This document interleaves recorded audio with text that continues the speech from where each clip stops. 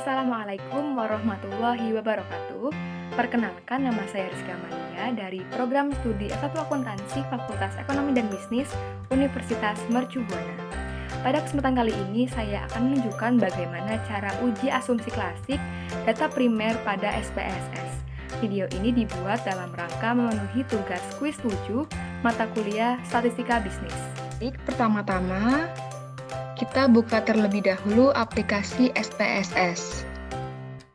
Kemudian kita klik variabel view. Pada tabel nama, kita ketik variabel X1, X2, X3, dan variabel Y. Kemudian pada desimal kita ubah menjadi 0.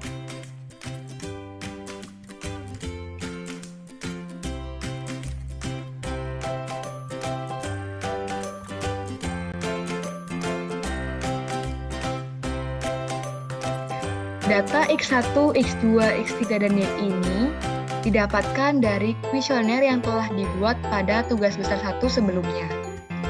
Kemudian kita langsung ke data view, akan muncul tampilan seperti ini. Kita langsung menuju Excel untuk mengcopy datanya. Kita copy total X1,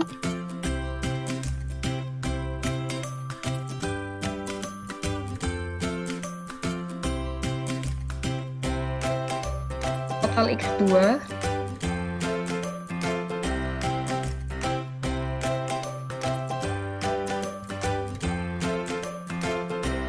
total X3,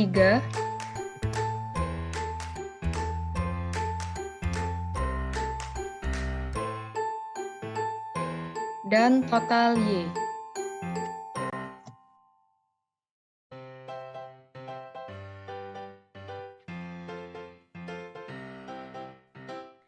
Jika sudah seperti ini, maka kita bisa langsung memulai uji asumsi klasik. Pertama, kita klik Analyze. Kita pilih yang Regression. Kita klik Linear. Lalu akan muncul seperti ini. Kita masukkan X1, X2, dan X3 ke independen. Y, kita masukkan ke dependen. Lalu kita menuju statistik,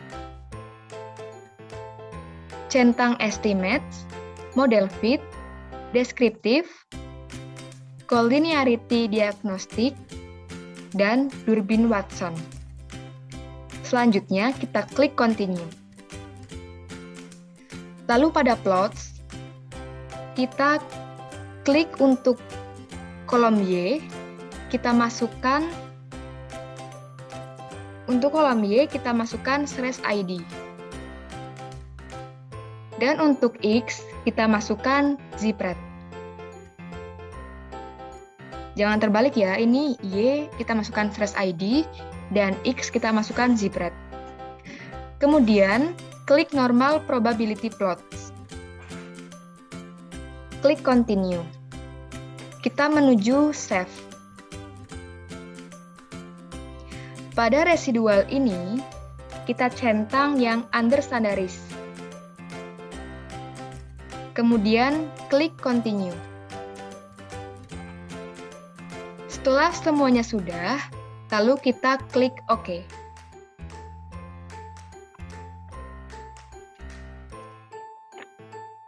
Maka akan muncul outputnya seperti ini.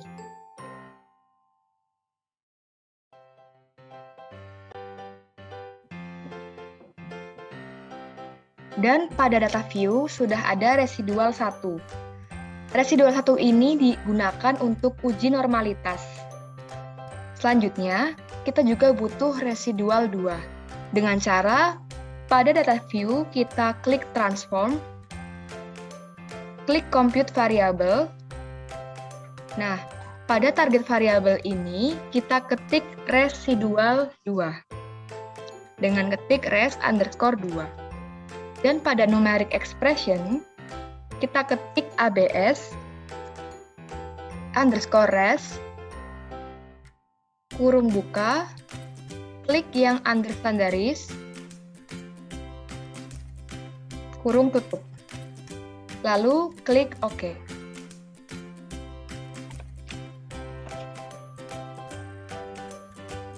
Baik, lalu akan muncul seperti ini, compute residual 2.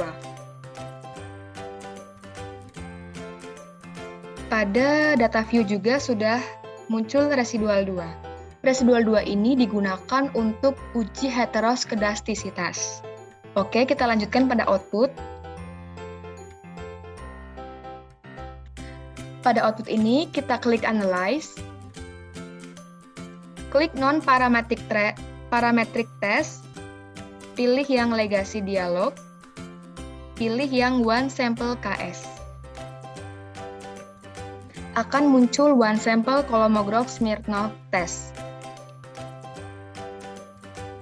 Selanjutnya, pada tes variable list, kita masukkan yang under standardized residual 1. Kita masukkan,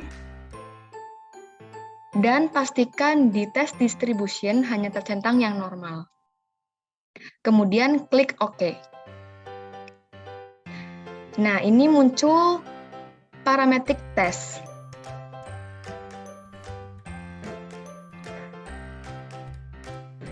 One sample kolomograf ini digunakan untuk uji normalitas. Baik, kemudian pada residual 2 itu untuk uji Glatzer di uji heteroskedastisitas. Dengan cara klik Analyze pada output, kemudian kita pilih Regression, kita pilih yang linear. Nah, pada dependent ini, kita ganti dari Y menjadi residual 2. Y-nya kita keluarkan, kita masukkan yang residual 2. Kita menuju statistik, kita hilangkan yang deskriptif, collinearity diagnostik, dan Durbin-Watson. Lalu kita tambahkan covariance metric. Jadi di linear regression ini hanya ada 3, yaitu estimates, model fit, dan covariance metric. Lalu klik continue. Lalu pada plots, kita hilangkan normal probability.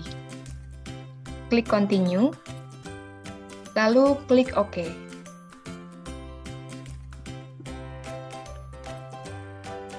Lalu akan muncul outputnya seperti ini.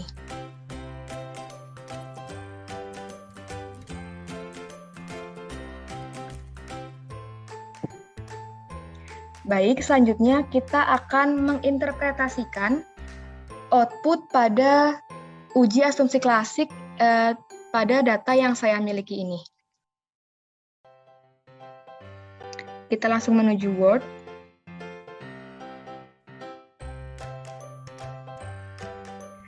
Baik, di Word ini sudah saya masukkan output data yang saya peroleh dari uji asumsi klasik melalui SPSS. Yang pertama ada uji normalitas. Di sini saya menggunakan diagram plot of regression standardized residual dan tabel one sample Kolmogorov-Smirnov test. Di sini terdapat syarat. Yang pertama, pola titik pada diagram plot mengikuti garis yang melintang dari kiri bawah ke kanan atas. Maka data tersebut termasuk normal. 2. Pada metode Kolmogorov-Smirnov test, data dapat dikatakan normal dengan syarat di bagian signifikan menunjukkan angka yang lebih besar dari 0,05. Kita interpretasikan, kita lihat datanya. Pada data yang saya miliki, terlihat bahwa pola titik pada diagram plot ini mengikuti garis yang melintang dari kiri bawah ke kanan atas. Maka data yang saya dapatkan dikatakan normal. Yang kedua, pada tabel Kolmogorov-Smirnov test ini dapat disimpulkan bahwa data yang saya miliki adalah normal karena di bagian asimptom signifikan tertulis angka sebesar 0,200 yang mana angka tersebut lebih besar dari taraf signifikasi yaitu 0,05. Selain itu, disebutkan juga di poin A, test distribution is normal, yang artinya data tersebut normal. Kita lanjut pada uji multikolinearitas. Di sini terdapat syaratnya, yaitu jika angka pada kolom tolerans lebih besar dari 0,10 artinya tidak terjadi multikolinearitas. Yang kedua, jika angka pada kolom VIF lebih kecil dari 10 artinya tidak terjadi multikolinearitas. Interpretasinya yaitu, pada data yang saya miliki terlihat bahwa di setiap variabel di kolom tolerans menunjukkan angka yang lebih besar dari 0,05, artinya data yang saya miliki tidak terjadi multikolinearitas. Yang kedua, pada data yang saya miliki terlihat bahwa di setiap variabel di kolom VIF menunjukkan angka yang lebih kecil dari 10, artinya data yang saya miliki tidak terjadi multikolinearitas. Kita lanjut ke uji heteroskedastisitas. Di sini saya menggunakan diagram scatter plot dan koefisien residual 2. Syaratnya yaitu, uji heteroskedastisitas memenuhi syarat jika titik pada diagram scatter plot menyebar secara merata, yaitu tidak menyempit, lebar, atau bergelombang. Pada uji Gletser heteroskedastisitas, syaratnya adalah data pada di setiap variabel X pada kolom signifikan lebih besar dari 0,05. Artinya, data tersebut tidak terjadi heteroskedastisitas. Langsung saja kita interpretasikan. Kita lihat datanya. Nah, pada data yang saya miliki terlihat pola titik dalam diagram scatter plot menyebar secara merata. Artinya, data yang saya miliki tidak terjadi heteroskedastisitas. Yang kedua, pada uji Gletser ini, terlihat pada setiap variabel pada data yang saya miliki, angka yang lebih besar dari 0,05. Artinya, data yang saya miliki ini tidak terjadi heteroskedastisitas. Yang terakhir yaitu uji autokorelasi, di mana saya menggunakan model summary. Saya juga menampilkan tabel Durbin-Watson untuk memudahkan dalam uji autokorelasi ini. Saya akan jelaskan dulu keterangannya. Yang pertama ada K sama dengan 3, yaitu jumlah variabel independen, di mana di sini saya menggunakan 3 variabel X, yaitu X1, X2, dan X3. N yaitu jumlah responden, di mana saya menggunakan 15 responden dalam mengisi kuesioner yang saya buat. Lalu ada DU. DU adalah yang terdapat di tabel Durbin-Watson ini. Cara membacanya yaitu kita lihat N, yaitu N15 karena respondennya berjumlah 15, dan kita lihat K3 karena K-nya terdapat 3. Di DU, yaitu 1,7501. Lalu ada 4 min DU. 4 min DU yaitu 4 min DU. 4 min 1,7501 yaitu 2,2499. DL sama seperti DU, kita lihat di tabel Durbin-Watson-nya, yaitu 0,8140. Lalu ada 4 min DL sama 4 min 0,8140 sama dengan 3,186. D yaitu Durbin-Watson yang kita dapatkan di tabel model summary ini, yaitu 2,135.